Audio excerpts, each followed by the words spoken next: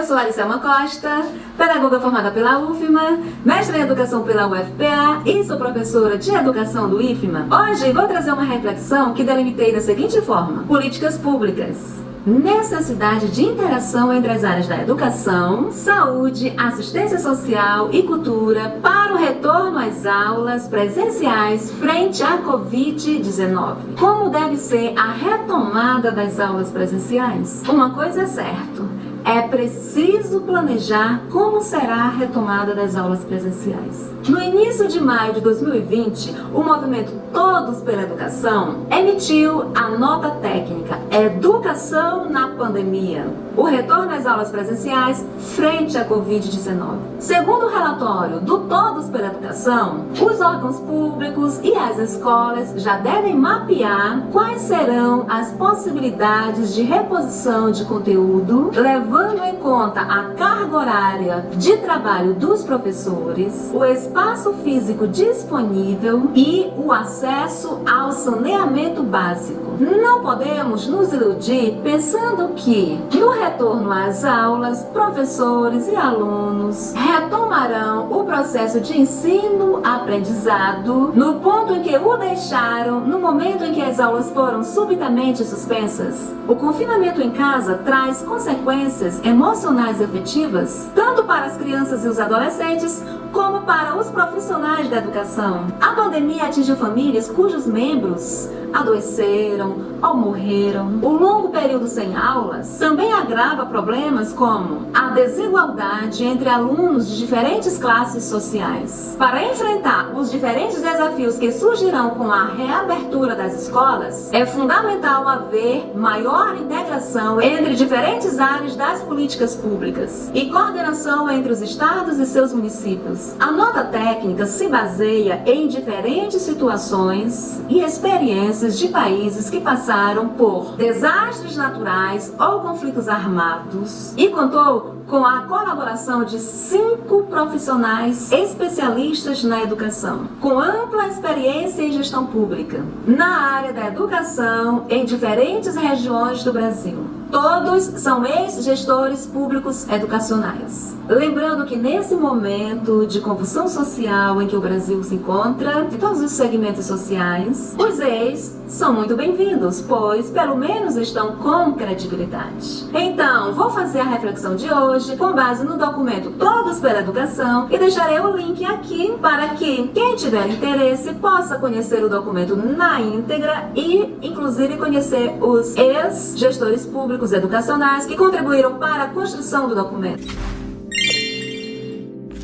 O documento traz 3 mensagens principais. Primeiro, as escolas irão se deparar com desafios que só podem ser enfrentados com o apoio de outras áreas. Segundo, não será uma retomada de onde paramos. O plano de ações deve contemplar diversas frentes e demandará intensa articulação e contextualização local. Terceiro, as respostas ao momento atual podem dar impulso a mudanças positivas e duradouras nos sistemas educacionais. Estudantes e profissionais voltarão diferentes. A pandemia e o isolamento social provoca sofrimento e aumenta a frequência de problemas emocionais afetivos, envolvendo crianças, adolescentes, seus pais, parentes próximos, desde dificuldades de relacionamentos, depressão, ansiedade e outros distúrbios mentais, de abusos ou de violência doméstica. As dificuldades individuais e familiares vivenciadas neste longo período, longe da escola, virão para a sala de aula, junto com o retorno dos estudantes e dos profissionais da educação. Eles chegarão diferentes e precisamos nos preparar para acolhê-los. Daí a necessidade de uma abordagem multidisciplinar e intersetorial envolvendo educadores, médicos, assistentes sociais, pedagogos, psicólogos,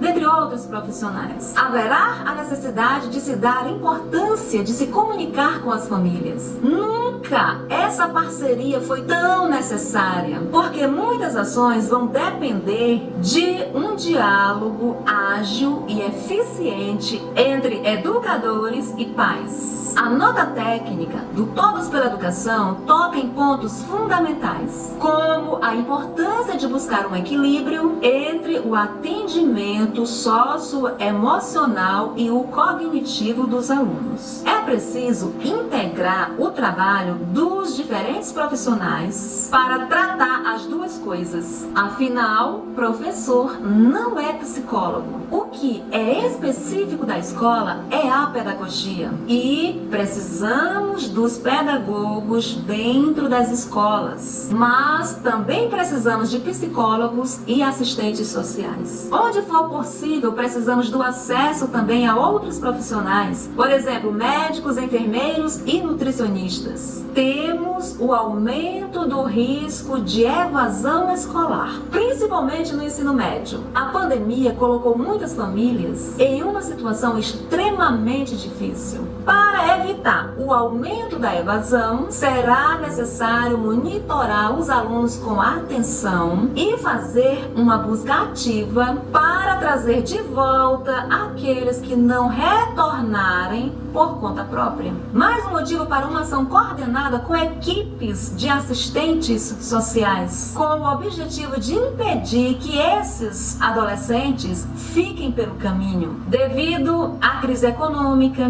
e ao aumento de desemprego e da queda de renda. Isso muito provavelmente sobrecarregará a rede pública, no momento em que terá de enfrentar maiores problemas com menores recursos. Focar na formação do professor.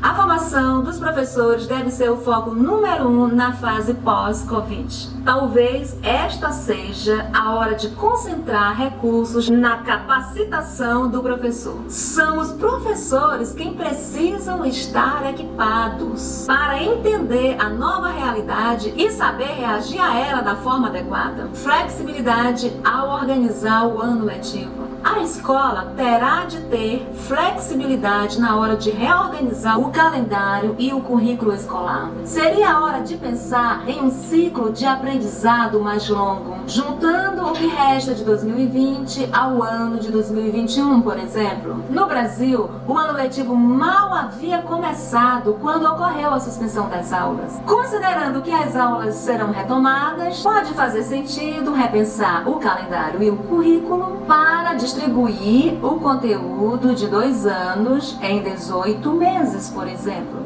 Assim, estão pensando alguns especialistas na área da educação. Especialistas em educação defendem o uso das ferramentas digitais, as quais muitos professores e alunos se familiarizaram durante a quarentena, para apoiar os estudantes que precisam de reforço de aprendizado. Isto, segundo eles, pode ser um dos legados positivos desse distanciamento. Segundo eles, a tecnologia pode ser aliada permanente em atividades de apoio ao ensino. Uma das opções que constam na nota do Todos pela Educação é que pode ocorrer um revezamento de aulas. Por exemplo, algumas turmas estudam segunda, terça e quarta, outras quinta, sexta e sábado, a depender da especificidade de cada escola. Recomendam também que evitem atividades com aglomerações, como determinadas brincadeiras, e que haja um escalonamento nos horários de intervalos e de entrada e saída da escola. Nos refeitórios, recomenda-se que deve haver uma marcação onde cada aluno pode se sentar, reservando um distanciamento seguro entre eles. Não será fácil implementar tais regras para as turmas. Coordenadores, pedagogos, professores, diretores terão uma tarefa árdua nessa organização. Os alunos voltarão com níveis de conhecimentos diferentes. Há os que conseguiram acompanhar o ensino remoto e há aqueles que, sem acesso à internet,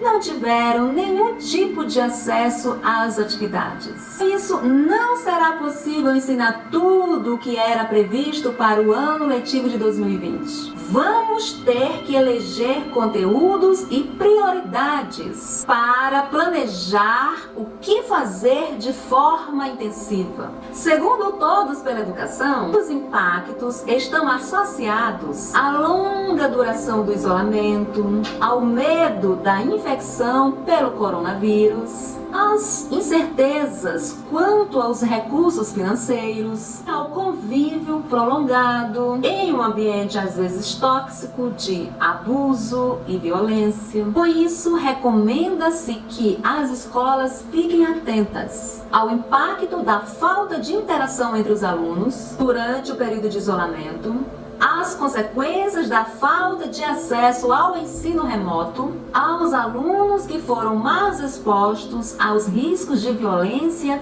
de assédio, de abuso, aos pontos de transição, início do ensino fundamental 1, transição para o ensino fundamental 2 e para o ensino médio, fim do ensino médio, preparação para o vestibular tradicional, para o Enem, ao impacto na alimentação e aos serviços psicológicos eventualmente prestados pela escola, que foram interrompidos durante a quarentena. Por todos os motivos listados até aqui, é importante que haja um espaço de acolhimento e de escuta na escola. Muitos professores também precisam ser atendidos. Além disso, devem receber apoio psicológico e formação adequada para lidar com as mudanças nas atividades pedagógicas. Concluindo, nesse vídeo discutimos sobre alguns apontamentos de alguns especialistas da educação e que entendem que as escolas terão grandes desafios pela frente. Dentre eles,